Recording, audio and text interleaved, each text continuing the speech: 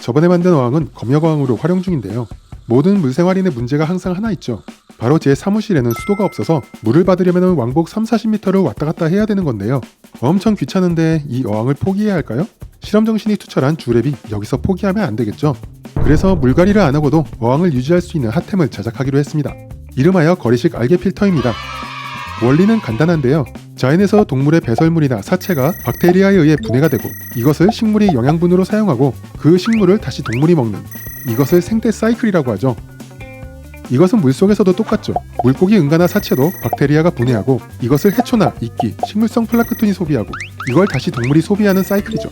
동물의 응가나 사체를 박테리아가 분해하는 최종 물질은 질산염, 인산염 등 여러 가지가 있는데요.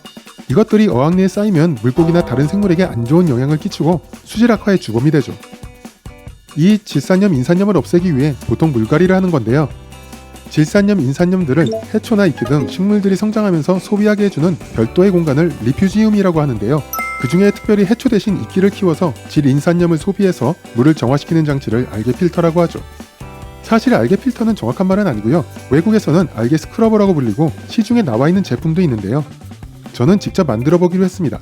가장 큰 이유는 예산이 넉넉치 않아서지만 기성품들이 청소나 관리가 불편해서 사용하기가 주저하게 되더라고요. 그래서 청소와 관리가 편한 거리식으로 제작해보려고 하는데요. 제가 알게 필터만 다양한 스타일로 6번째 제작하는 거라서 그동안 쌓인 노하우로 한번 만들어 보겠습니다. 일단 이끼가 성장하기 위해 빛이 필요하죠. 조명은 식물 생장 등으로 만들 건데요. 수조에 써야 되니까 특별히 방수가 되는 걸로 골라봤습니다. 예전에는 방수 LED 칩 같은 걸로 일일이 만들었는데 요즘은 중국산으로 싸고 좋은 제품들이 많아서 훨씬 편해지고 비용도 적게 들어서 좋은 것 같네요. 50W 정도면 차고 넘칠 것 같아서 일단 이걸로 주문했고요. 중국에서 배 타고 오는 시간 동안 이제 몸체를 만들어야죠. 저는 알게 필터의 빛이 밖으로 새는 것을 차단하기 위해 검정 포맥스로 만들어 보겠습니다. 거리식 스타일은 여러분도 많이 보셔서 구조를 이해하기 쉽죠? 만들기 귀찮으신 분은 거리식 여과기나 외부 격리통 개조하셔도 되고요. 그 사이에 직구한 방수 식물 생장등이 왔는데요. 뒷면 자체가 방열판이라 사용도 쉽고 만족입니다. 조명이 있는 뚜껑 부분을 만들어서 설치해봤는데요. 내부에 이끼 낄 면적을 넓게 하려고 이렇게 짜투리 아크릴로 판을 만들어 넣었습니다. 사무실에 굴러다니는 수중모터도 연결해서 일단은 완성입니다. 보기에는 뭔가 좀 허접하고 그런데 뭐 검역 어항이니까 이거 잘 성공하면은 본어항에는 제대로 만들어 볼까 합니다. 자, 이렇게 설치했고요. 설치 첫날 질산염, 인산염 수치를 측정합니다. 작은 어항이지만 세팅한 지 오래되지 않아서 질산염이 많지는 않습니다. 10과 25 사이 정도 되는 것 같은데요. 대충 17이라고 해두죠. 인산염이 좀 많네요. 다행히 독성은 질산염보다 인산염이 약한 편이지만 많으면 그만큼 뭔가 찌꺼기들이 쌓였다는 것이니 별로 좋은 건 아니죠. 설치 일주일이 지났는데요. 물론 환수 한 번도 안 했습니다. 염도 유지를 위해서 보충수통에 물 좀 부어준 게 전부고요. 이제 약간 이끼 생기려고 하는 분위기입니다. 여러 번 만들어 보니까는 보통 처음에는 잘 안 생기더라고요. 그러다가 이끼가 한번 자리 잡기 시작하면은 폭번하기 때문에 급하게 생각 안 하고 천천히 기다려 봅니다. 뭐 이끼도 별로 생긴 게 없으니 수질 테스트는 안 해도 될 것 같고요. 그리고 스키머는 빼버렸습니다.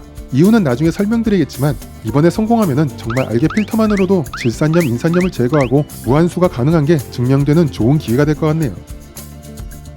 설치 3주 후 이제는 좀 많이 지저분해졌고요. 알게 필터 안에 이끼가 끼니까 본어항은 깨끗한 편입니다.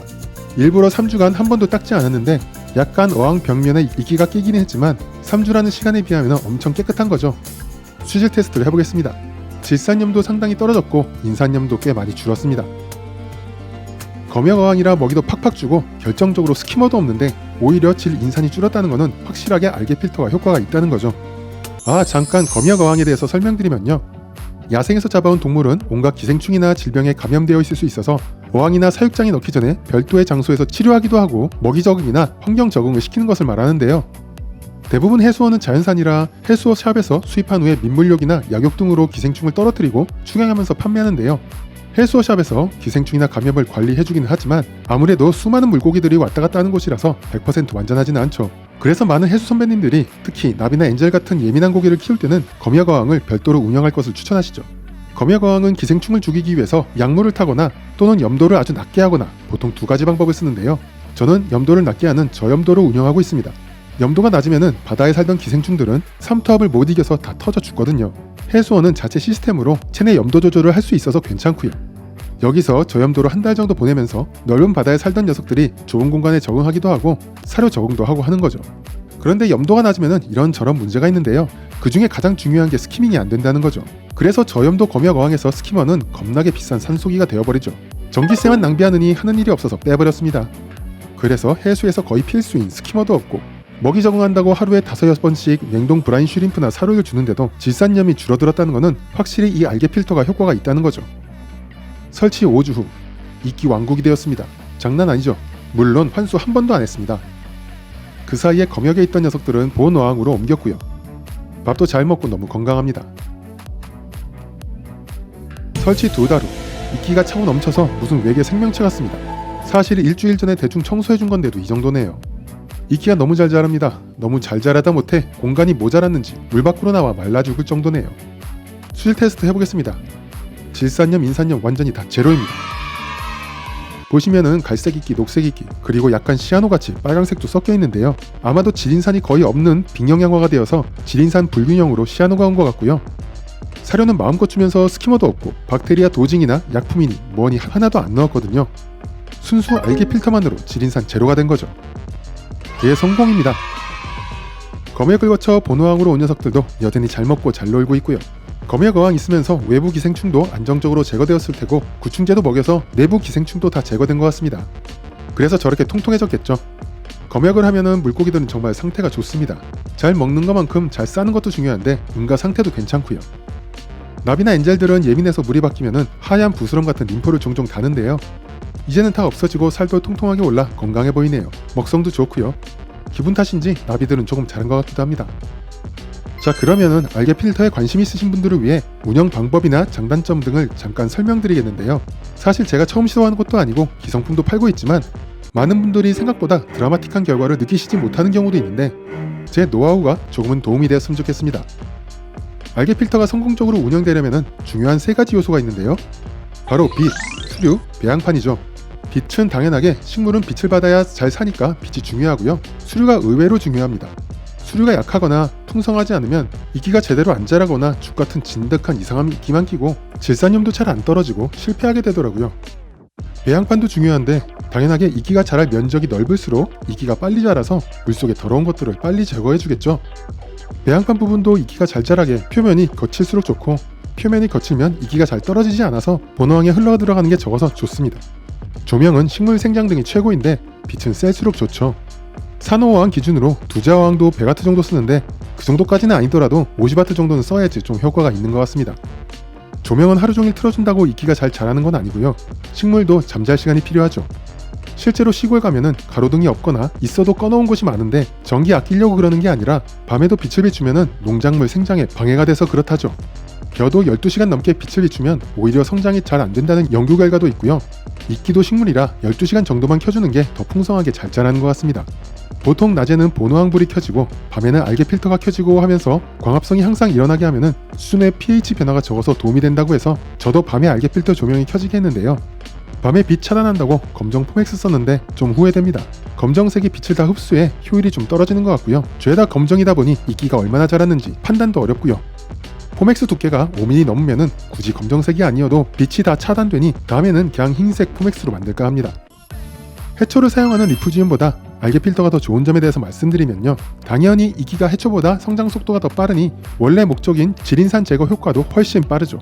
그리고 물생활 하시는 분은 100% 공감하시겠지만 이끼만큼 키우기 쉬운 생물은 없죠. 특히 검역어항처럼 수존의 변화가 심할 수 있는 곳에서는 더 유리하죠. 저염도 검역이 끝나면은 본 어항에 들어가기 전까지 적응을 위해서 다시 염도를 높이는데 염도가 높아졌다고 전혀 이끼가 줄거나 병들거나 하지는 않는 것 같습니다.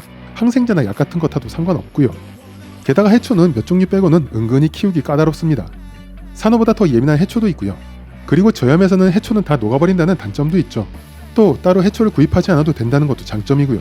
일부 해초는 마그네슘이나 칼슘 등 미량원소 소비량이 많은데 그거에 비하면은 이끼가 미량원소 소비는 적은 편이죠. 단점은 리퓨지움에는 본어항이 키울 수 없는 다른 생물들을 키우는 재미가 있는데 알게 필터는 이게 좀 그렇죠. 사실 그것 때문에 해초 리퓨지움 운영하시는 분들이 많으시죠. 그리고 좀 지저분해진다는 거랑 이끼 청소를 자주 안 해주면은 본어항에 타고 흘러 들어온다는 거죠. 앞으로 본어항에 설치할 알게 필터는 상면 형식으로 만들었는데요. 출수 부분도 좀 새롭게 디자인하고 이끼가 잘 떨어지지 않고 자라게 내부에 다이소 다림망 같은 걸로 처리할 예정입니다. 이것도 나중에 영상으로 만들겠습니다. 물론 세상에 완벽한 사람은 없듯이 알게 필터도 장점만 있는 건 아니라서 단점도 설명을 드리겠습니다. 어쨌든 이끼도 미량원소를 소비하기 때문에 산호어항에서는 미량원소 체크를 위해 자주 수질 테스트를 해주셔야 되고요. 빠르게 질인산을 제거하다 보니 질인산 불균형으로 디노나 시아노가 올 수도 있고요. 이끼는 빨리 자라서 제거되는데 물갈이는 안 해주다 보니 오랜 시간 지나면은 해수에서 중요한 경도도 좀 떨어지는 것 같고요. 그래서 경산호같이 예민한 종류보다 연산호나 물고기만 키우는 수조에 더 유용할 것 같습니다. 조금 전문적으로 해수어항 하시는 분들을 위해서 경험을 말씀드리면 오랫동안 카본소스 도징으로 질인산염 제거를 해봤는데 카본소스만 갖고 운영하면은 수치상으로 질인산이 낮아져 좋긴 한데 어항은 뭔가 좀 불안정하더라고요. 카본소스는 그냥 질산염, 인산염만 제거해주는 데 비해서 이끼를 이용하면은 이끼가 질산염, 인산염뿐 아니라 다른 오염물질도 같이 빨아들이는 느낌. 실제로도 식물이 오염물질을 분해하거나 흡수하는 역할을 하니까 어느 정도 맞는 이론일 것 같긴 한데 그래서 개인적으로 카본소스보다 이끼를 이용해서 수질을 안정시키는 걸 더 좋아하고요. 여하튼 이끼를 활용해서 수질을 좋게 하는 알게 필터 강추합니다. 도징이니 리액터니 이런 과학적인 부가 장비도 좋지만 어쩌면 단순하지만 가장 자연에 가까운 방법인 것 같기도 하네요.